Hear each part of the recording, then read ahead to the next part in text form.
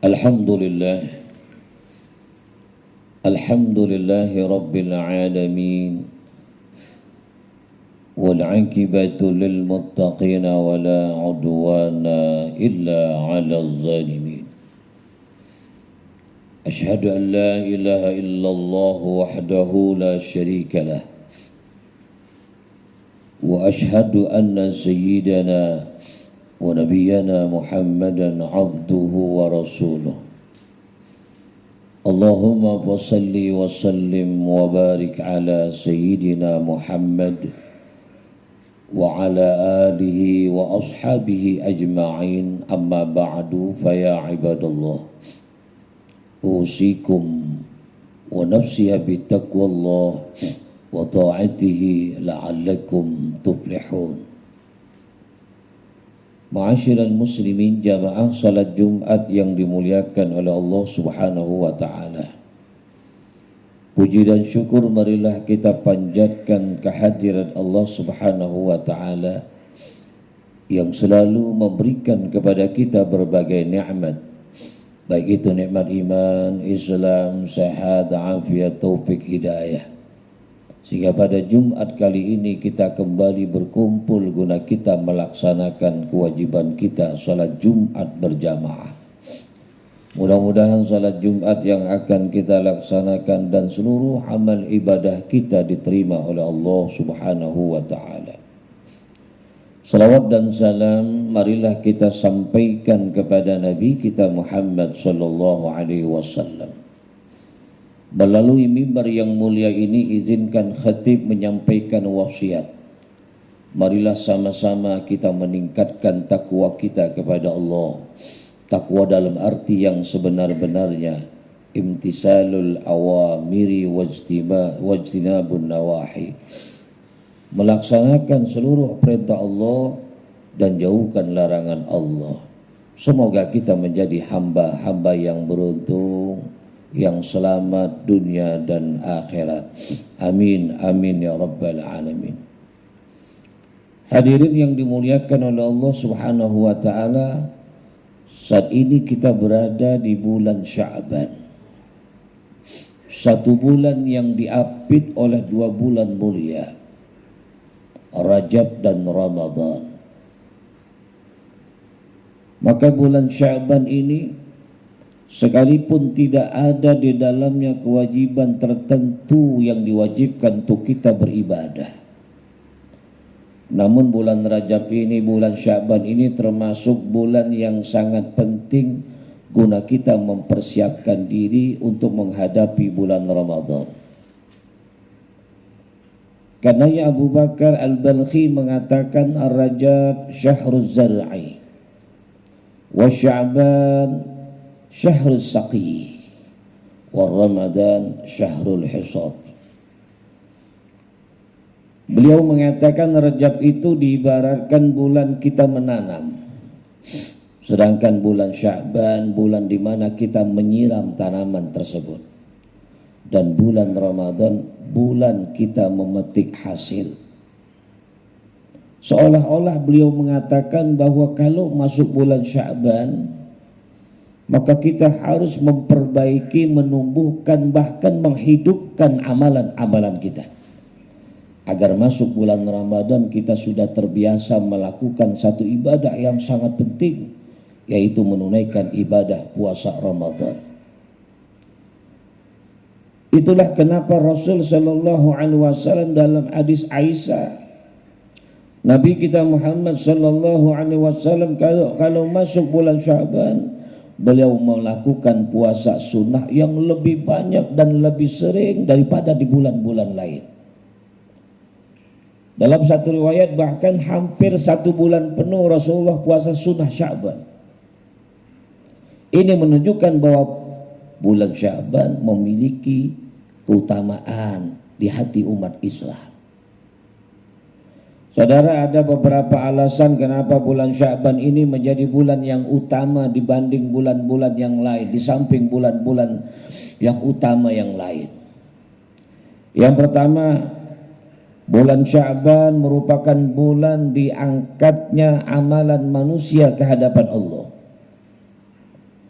Kita tahu amalan kita ini dilaporkan oleh Allah kepada Allah Subhanahu wa ta'ala oleh para malaikat yang ditugaskan Allah, dan Allah lebih tahu hal itu.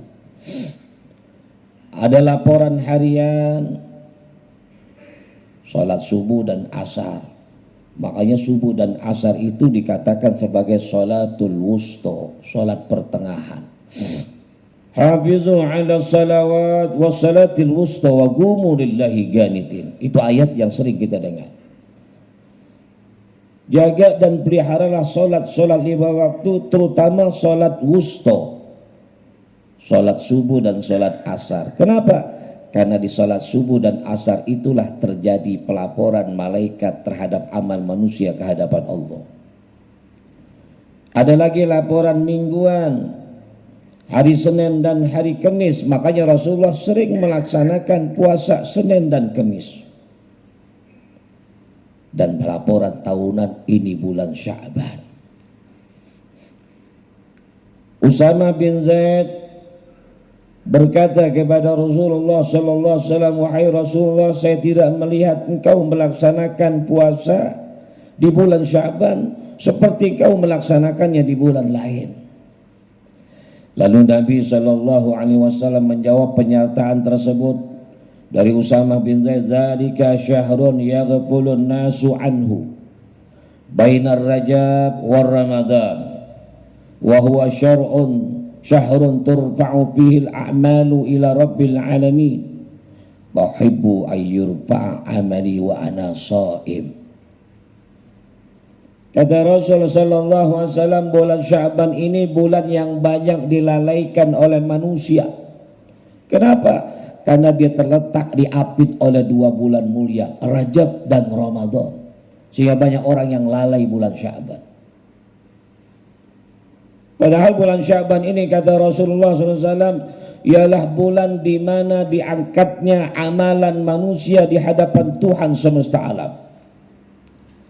Dan saya ingin, kata Rasulullah, ketika amalan saya diangkat, saya sedang berpuasa. Ini satu dalil yang menunjukkan bahwasanya amalan diangkat di bulan Sya'ban. Yang kedua, di bulan Sya'ban ini turun ayat yang luar biasa.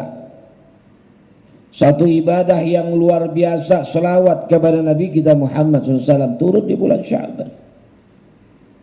Inna Allaha wa malaikatahu yusalluna ala nabi ya ayyuhallazina amanu sallu alaihi wa sallimu taslima. Ini ayat perintah berselawat kepada Nabi Muhammad, turunnya di bulan Sya'ban. Ini terkutip di dalam ayat surah Al-Ahzab ayat 56. Saudara, kalau amalan-amalan lainnya itu tergantung kepada ilmu dan keikhlasan kita. Kita haji, umrah, puasa dan lain sebagainya, kalau enggak ada ilmunya, kalau tidak ikhlas, maka amalan tersebut tertolak. Berbeda dengan selawat kepada Nabi Muhammad SAW. Oleh karenanya seorang penyair ulung Busiri mengatakan, "Adimis salah ala Nabi Muhammadin wa qabuluha hatman biduni taraddudi a'maluna bainal qabul wa raddiha illa salata ala Nabi Muhammadin." Beliau mengatakan, perbanyaklah selawat kepada Nabi Muhammad, karena amalan selain selawat kepada Nabi Muhammad sallallahu alaihi wasallam bisa diterima dan bisa ditolak. Amalan kita selain selawat bisa diterima oleh Allah, bisa juga ditolak. Tergantung ilmu dan ikhlas atau tidak di dalam beramal. Kecuali selawat kepada Nabi Muhammad. Banyak ulama berpendapat selawat kepada Nabi sekalipun riya, tetap ini selawat bermanfaat. Apalagi kalau selawatnya dilakukan atau dibaca dengan ikhlas dan semata-mata menggapai ridho Allah melalui ridho Nabi Muhammad. Saudara, kalau kita sering dengar hadis, "Man shalla 'ala Nabi sallallahu alaihi wasallam wahidatan sallallahu alaihi biha asyra." Siapa orang yang selawat kepada Nabi sallallahu alaihi wasallam satu kali, maka Allah berselawat kepadanya 10 kali. Barangkali Karena seringnya dengar ini hadis kita biasa-biasa saja. Nggak ada keistimewaan yang kita rasakan. Bahkan tidak ada kegembiraan yang luar biasa yang kita luapkan ketika mendengar hadis tersebut. Padahal Rasul sallallahu alaihi wasallam gembira ketika hadis seketika ini turun. Ketika malaikat Jibril datang, wahai Rasulullah, Allah kirim salam, ama yurdika ya Muhammad. Tidakkah engkau senang wahai Muhammad? Tidakkah engkau reda wahai Muhammad? Alla yusalliya ahadun min ummatika illa sallaitu alaihi ashran. Kata Allah subhanahu wa ta'ala melalui malaikat, tidakkah engkau ridha, tidakkah engkau senang, tidakkah engkau bergembira wahai Muhammad? Tiadalah setelah seorang daripada umatmu berselawat 1 kali, melainkan aku berselawat kepadanya 10 kali. Nabi girang. Kenapa Nabi girang? Karena selawat Allah kepada makhluk itu artinya rahmat. Bayangin, gara-gara kita selawat 1 kali kita dapat 10 rahmat Allah. Padahal menurut Imamul Haddad Al-Habib Abdullah bin Alul Haddad, seorang yang beribadah mungkin ribuan tahun mendapatkan pahala yang besar, tapi kalau tidak dapat rahmat Allah nggak ada artinya itu pahala. Artinya apa? Berarti ibadah yang kita lakukan ratusan bahkan mungkin ribuan tahun dibandingkan dengan 1 rahmat Allah nggak ada artinya. Lah kita cuman butuh waktu 1 menit, bahkan kurang, cuman bilang begini, Allahumma sholli ala Muhammad wa ala ali Muhammad, lalu dapat 10 rahmat. Ini luar biasa. Makanya Rasulullah girang. Inilah bulan yang diyakini oleh umat Islam, bulan turunnya ayat perintah berselawat. Maka masuk bulan Sya'ban, bukan hanya kita berpuasa, tapi banyak berselawat kepada Nabi Muhammad. Alasan yang ketiga kenapa bulan Sya'ban memiliki keutamaan tahwilul kiblah, perpindahan kiblat terjadi di bulan Sya'ban. Di pertengahan bulan Sya'ban abad kedua Hijriah, Nabi SAW ketika itu sering menengadahkan wajahnya ke langit, karena 17 bulan Rasulullah itu setelah ada perintah sholatnya ngadep Baitul Maqdis. Sehingga orang Yahudi yang merasa memiliki kiblat tersebut selalu mencela Rasulullah. Lihat Muhammad, lihat sahabat Muhammad, umat Muhammad, beliau mencaci maki, beliau mencela, menyalahkan agama kita, tapi dia salat menghadap kiblat kita. Yahudi, Bani Israel, 17 tahun Nabi SAW menghadap Baitul Maqdis di ketika salatnya.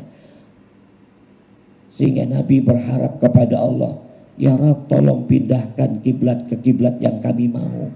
Kiblat yang dijadikan acuan salat ibadah oleh kakek-kakek kami, terutama Nabi Allah Ibrahim. Dan Nabi Ibrahim itulah yang membina Ka'bah. Allah dengar apa yang menjadi keinginan Rasulullah. Turun Al-Baqarah 144, qad nara taqalluba wajhika fis sama falanuwalliyannaka qiblatan tardaha fawalli syatral masjidil haram wa haitsu ma kuntum fawallu wujuhakum syatra wa innal ladzina utul kitaba la ya'lamuna annahu al-haqqu min rabbihim wa ma Allahu bighafilin amma ya'malun. Kata Allah, kami tahu engkau selalu menengadahkan wajahmu ke langit karena berharap perpindahan kiblat dari Baitul Maqdis ke Ka'bah. Maka kami persilakan palingkan wajahmu ke arah Mekah, ke arah Ka'bah, ke arah kiblat yang kau ridhoi, yang kau senangi, wahai kekasihku Muhammad. Lihat, kalau para nabi, apalagi bukan nabi, Kalau para rasul, apalagi bukan rasul, selalu berusaha mencari ridho Allah. Tapi Nabi kita Muhammad sallallahu alaihi wasallam dikatakan di sini Allah yang pengen cari ridho Nabi Muhammad. Pawali palanuwalliyannaka kiblatan tarduha. Silakan palingkan, kami palingkan wajahmu ke kiblat yang kau senang, yang kau ridho.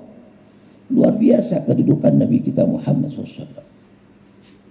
Dan orang-orang yang diberikan Alkitab Yahudi dan Nasrani tahu ini adalah perintah Allah yang benar.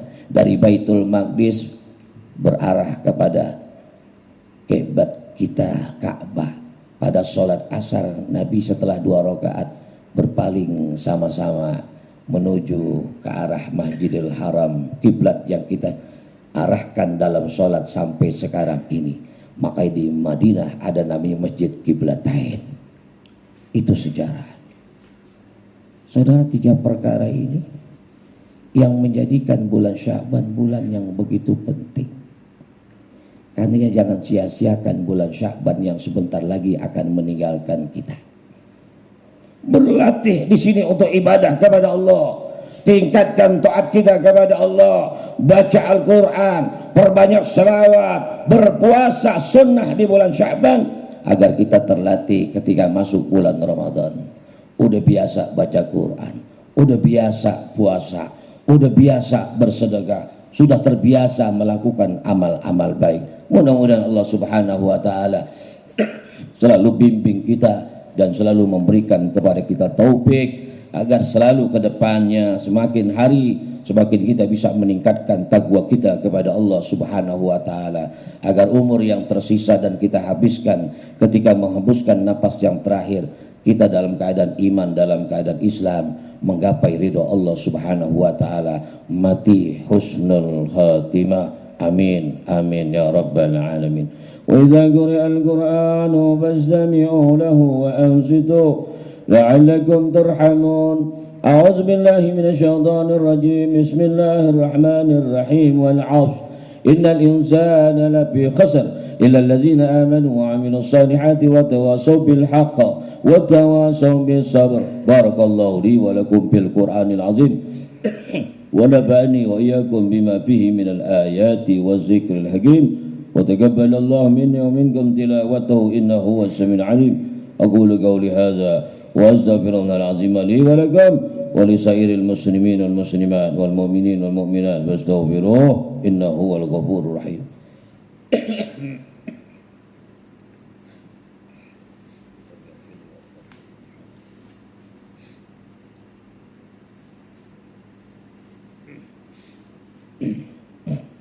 الحمد لله الذي هدانا لهذا وما كنا لنهتدي لولا أن هدانا الله. أشهد أن لا إله إلا الله وحده لا شريك له وأشهد أن سيدنا ونبينا محمدا عبده ورسوله. اللهم فصل وسلم وبارك على سيدنا محمد وعلى آله وأصحابه أجمعين. أما بعد فيا عباد الله اتقوا الله حق تقاته ولا تموتن إلا وأنتم مسلمون. واعلموا أن الله تعالى أمركم بأمر بدأ فيه بنفسه وثنى بملائكته المسبحة بقدسه وثلث بكم أيها المؤمنون من برية جنه وإنسه. وقال تعالى مخبرا وآمرا إن الله وملائكته يصلون على النبي يا أيها الذين آمنوا صلوا عليه وسلموا تسليما. اللهم صل على هذا النبي الرحمة وشفيع الأمة سيدنا وشفيعنا وزهرنا ومولانا محمد وعلى آله وأصحابه وقراباته أجمعين. وارض اللهم عن خلفاء راشدين ساداتنا أبي بكر وعمر وعثمان وعلي وعلى سائر الآل والصحابة والتابعين وتابعين لهم بإحسان إلى يوم الدين وعلينا معهم وفيهم برحمتك يا أرحم الراحمين. اللهم اغفر للمسلمين والمسلمات والمؤمنين والمؤمنات الأحياء منهم والأموات إنك سميع قريب مجيب الدعوات وقضي الحاجات يا رب العالمين. اللهم ادفع عنا الغلاء والبلاء والوباء والفحشاء والمنكر والسيوف المختلفة والصدائد والمحن ما ظهر منها وما بطن عن بلادنا إندونيسيا خاصة وعن بلدان المسلمين عامة إنك على كل شيء قدير. ربنا ظلمنا أنفسنا وإن لم تغفر لنا وترحمنا لنكونن من الخاسرين وتب علينا يا مولانا إنك أنت التواب الرحيم. ربنا آتنا في الدنيا حسنة وفي الآخرة حسنة وقنا عذاب النار. عباد الله إن الله يأمر بالعدل والإحسان وإيتاء ذي القربى وينهى عن الفحشاء والمنكر والبغي يعظكم لعلكم تذكرون. فاذكروا الله العظيم يذكركم واسألوه من فضل يعطيكم ولذكر الله أكبر والله يعلم ما تصنعون.